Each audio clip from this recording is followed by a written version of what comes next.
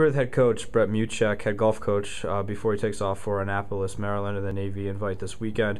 Coach, if you would, before we get to Navy, talk about last weekend. You finished 13 out of 16. What are some things that you can take away? What are some things that you saw that you liked? Maybe some things that you didn't like, but just where are your guys' games at right now? The one thing we can take away is our best round of the tournament was the final round of the tournament. But it just goes back to we continue to struggle to get off to a good start. We just shoot ourselves out of the tournament from the very beginning, and we don't give ourselves a chance. So, I mean, as good news it is that we shot better the last round of the tournament, it was also pretty easy to shoot good the last round of the tournament because the first two were pretty sad. Okay. Looking back so far this spring season, you've kind of had a different person step up almost every tournament. There's always somebody at the top of the leaderboard.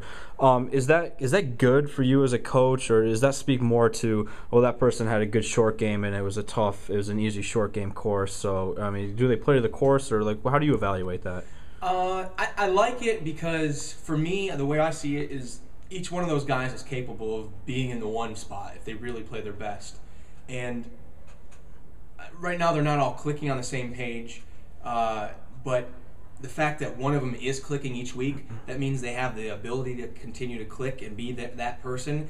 And my goal is that they will all click at the same time at A10s, which I've been stressing from the beginning of the spring season is I want to do well in these tournaments, but I'm not going to be totally discouraged because everything's in preparation for that event. Okay. You mentioned the A10s. This is the last regular season meet that you guys have before the A10s in a couple of weeks. What are you looking for out of guys this weekend, expectations, and just what do you know about this field that you're up against?